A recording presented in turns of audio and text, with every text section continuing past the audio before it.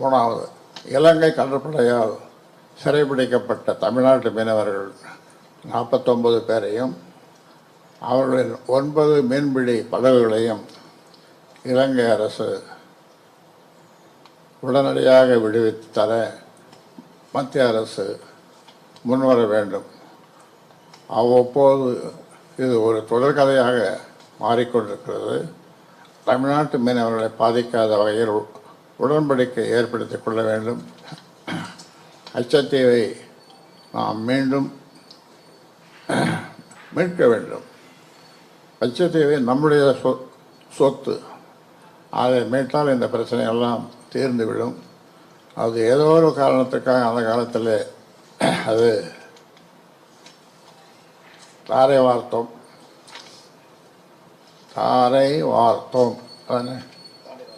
சரியான சொல் தானே. ஏதோ காரணத்துக்காக, அரசியல் காரணத்துக்காக, ஏதோ ஒரு காரணத்துக்காக அதெல்லாம் வெட்ட வெளிச்சமாக இப்போ சொல்ல முடியாது.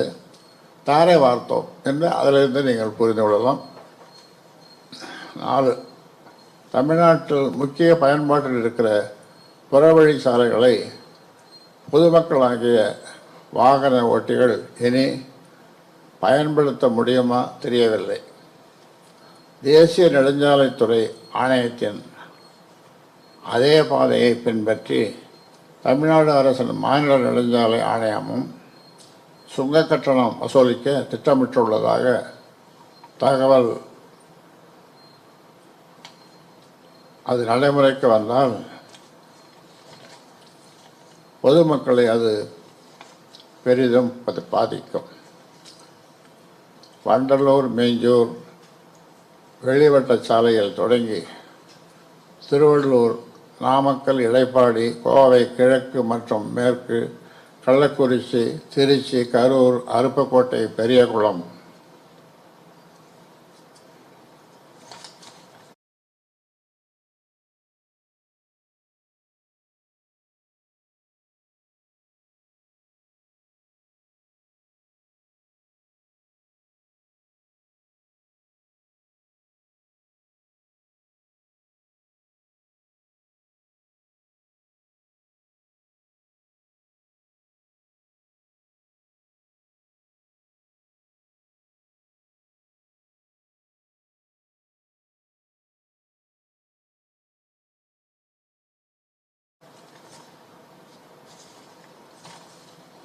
ஆண்டிப்பட்டி என பல்வேறு புறவழிச்சாலைகள் தனியாரின் சுங்க கட்டண வசூலுக்குள் கொண்டு வரப்படுவது மக்கள்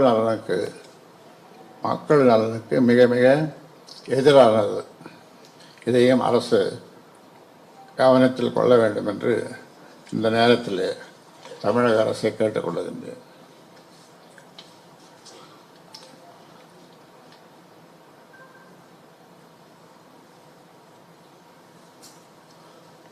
5, கடலுக்கு மீன்பிடிக்க செல்லும் தமிழ்நாட்டு மீனவர்கள் தாக்கப்படுவது எப்படி தொடர்கதையாகவே உள்ளதோ அதே போன்று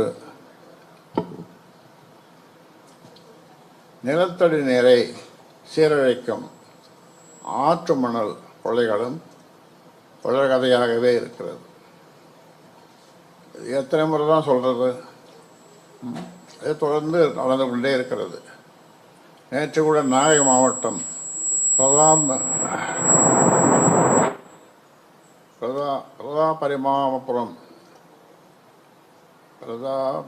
பிரதாபராமாபுரம் கீழ்வேளூர் வட்டத்தில்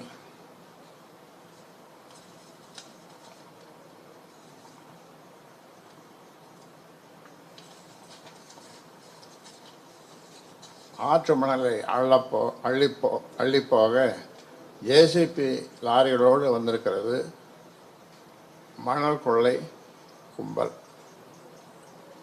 அப்போது கிராம மக்களை பொங்கி எழுந்து ஜேசிபி லாரிகளை மடக்கி சிறை வைத்து தங்கள் ஊரில் உள்ள ஆற்றை காப்பாற்றியிருக்கிறார்கள். ஆறு, ஏரி உள்ளிட்ட நீர்நிலைகளில் இப்படி ஜேசிபி மூலம் மண்ணை சுரண்டி எடுத்து வருவதை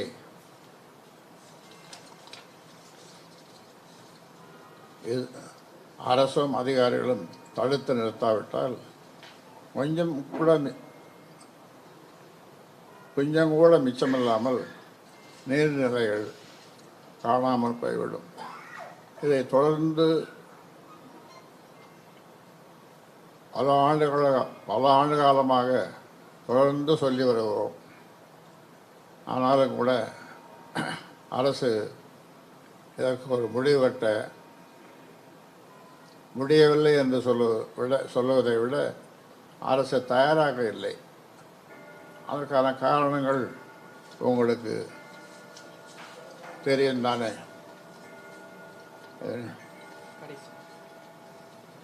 இறுதியாக அகழாய்வில் தமிழ்நாடு எப்போதுமே முன்மாதிரி மாநிலம்தான்.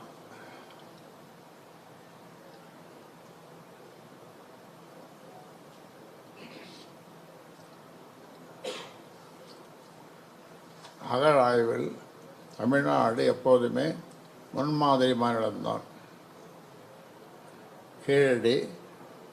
கீழடி, கொர்க்கை, சிவகலை, ஆதிச்சநல்லூர், கொடுமணல், கங்கை கொண்ட சோழபுரம் வரிசையில் புதுக்கோட்டையும் தற்போது இணைந்துள்ளது. மகிழ்ச்சி அளிக்கிறது. புதுக்கோட்டை மாவட்டம் தற்போது இணைந்துள்ளது மகிழ்ச்சி அளிக்கிறது.